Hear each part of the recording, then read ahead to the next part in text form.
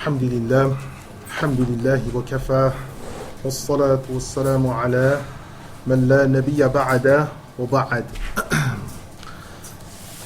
As mentioned, inshallah, we have a small portion to go through to bring us up to speed with regard to where I want to take you. I must get through to some, I believe, 3 major fitnas that struck the ummah over this century.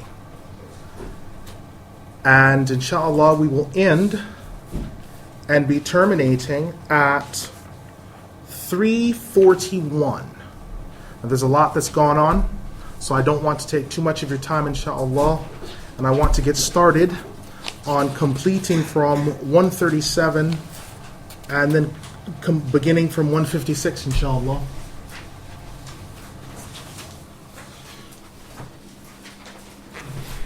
Year 137 onwards begins with numerous incidents happening regarding Sham becoming unstable. And this instability continues throughout years 138 and 139. Part of what happened is the Muslims were in continual warfare with the Byzantines over an area, Mulatya. And Mulatya was a border town that was an opening for the Muslims into mainland Europe, what we're calling Europe. And the Byzantines at this time, which we're calling the Turkish today, in the land of Turkey, they had that bordering area. You'll find that there are people that are from Haran in today's Sham will have stock that goes back to Turkey, or what they were calling back then Byzantium. And Malatya was an area along the way from there. And it was necessary for the Muslims to hold on to the fortresses there and to control the areas along there. As for Byzantium, they knew that if they failed to control the areas along there, if they failed to hold on to those areas, then they knew that they could lose the entire empire. They were weak between them and the arguments over the Great Schism with the Roman rite of Catholicism. They'd been weakened by the arguments of the Great Schism. Now, from 141, what happened is a group arose in Khorasan, in the area of Rai, and they began a revolution within the body of the Khilafah system out there, because the Khilafah had spread there. And in 141, they began a revolution there, propagating beliefs in reincarnation, belief in the eternality of the soul. And they had to be put down by the Abbasid. But in the process of putting them down, the Abbasid weakened their military because they overstretched it.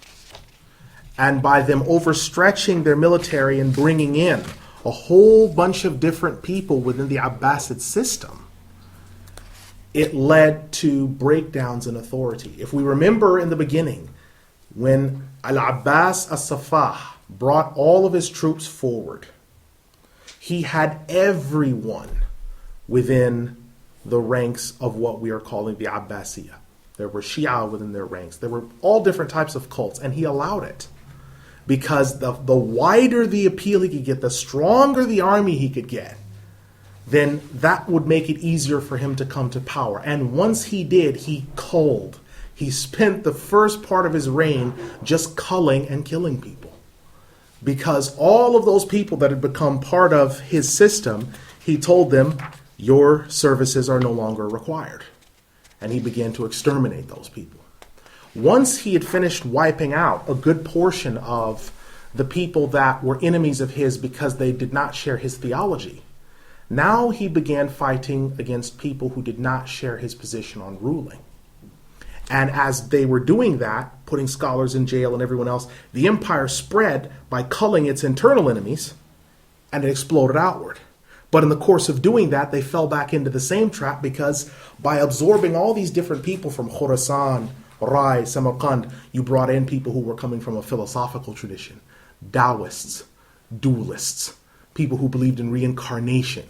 You were bringing them back in, and they sort of started weakening the empire. And the Abbasid started taking on a Turkish-Persian feel.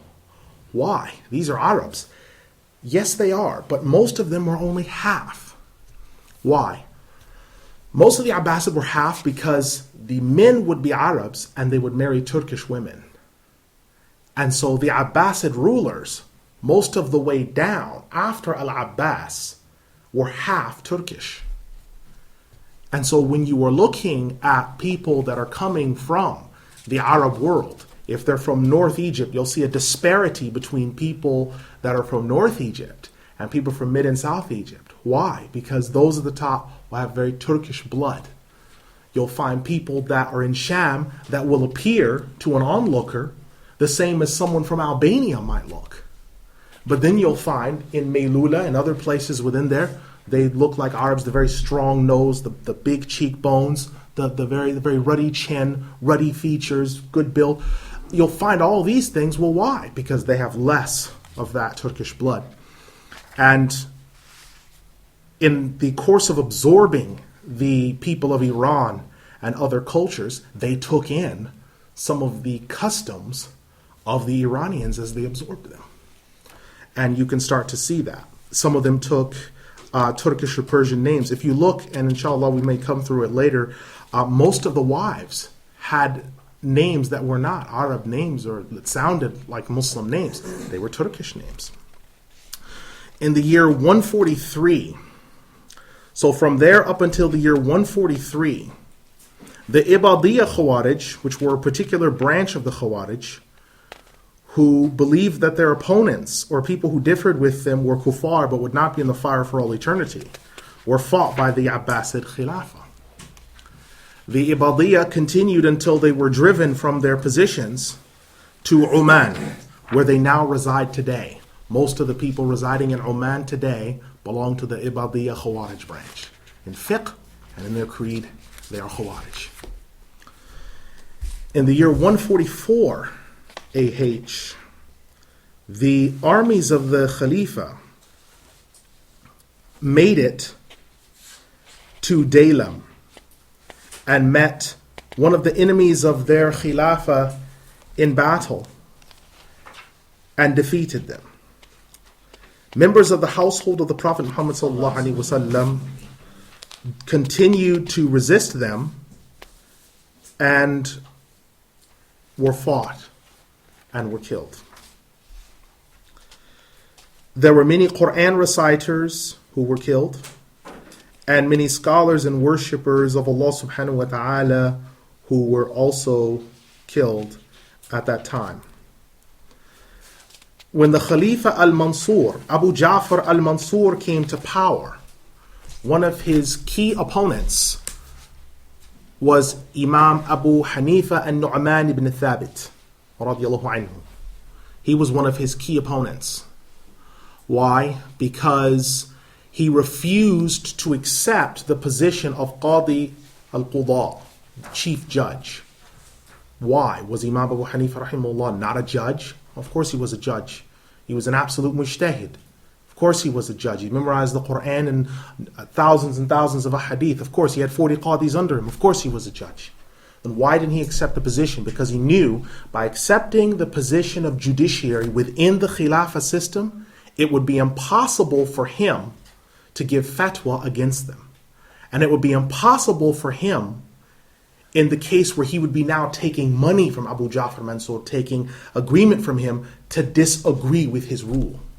There was another one who's 14 years Imam Abu Hanifa rahimahullah senior, who said the same thing when offered the position. He is Imam Malik ibn Anas radiyallahu anhu, who he was offered the same thing. In fact, Abu Ja'far Mansur said that he would use violent force to impose the Maliki madhab upon the domains that were within his rule. because he believed that the Muwatta was a great book and he loved Imam Malik, although Imam Malik refused to come under his governance.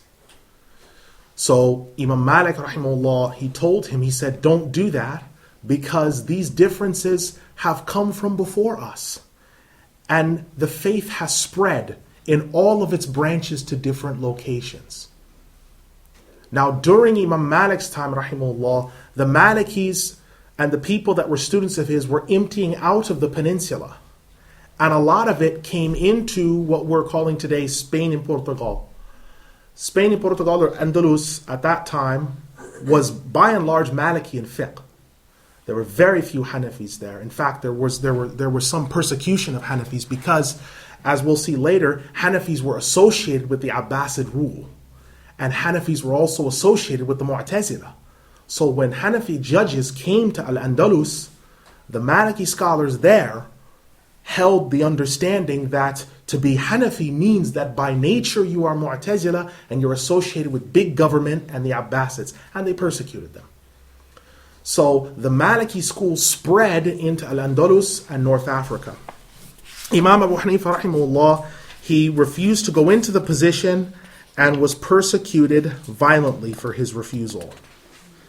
He was jailed a number of occasions until finally his time came in which he was, according to historical accounts we have, poisoned in jail, where Imam Abu Hanifa rahimahullah died in jail after realizing that he had been poisoned. He did 2 rak'ahs and died after their completion. Imam Malik ibn Anas rahimahullah was once asked by a man, what about a man who is forced to divorce his wife when he does not desire to? Imam Malik said, the divorce does not stand, for the man was forced.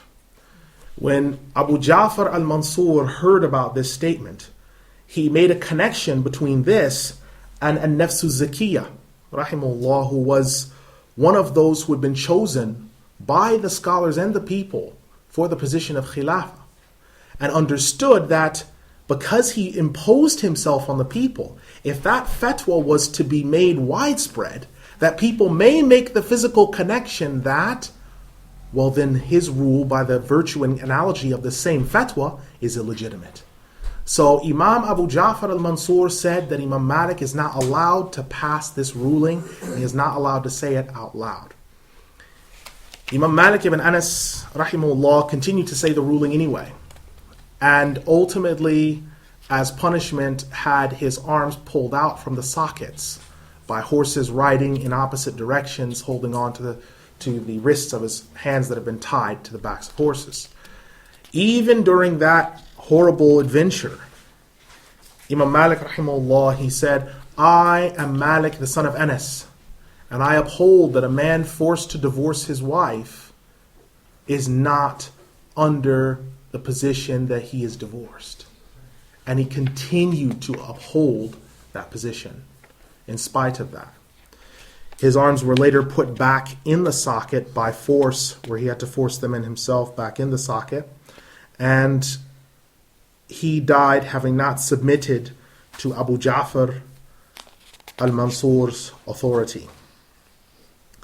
Abu Ja'far al-Mansur, in spite of a lot of what he did and his persecution of the ulama, pushed greatly towards knowledge and funded the building of numerous madrasas and masajid and fortifications to protect the Muslims from raiders and also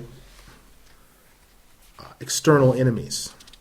This was also the time in which one of the great people of the Ummah, in the year 146 Hijri, Hisham ibn Urwa ibn al-Zubayr, who was a direct descendant of al-Zubayr ibn al-Awam, radiyallahu anhu, he died.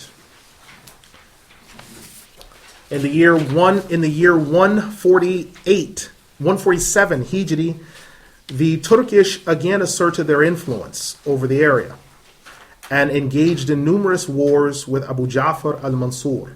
Why? Because Abu Ja'far al-Mansur, it must be remembered, the Turks that they had married into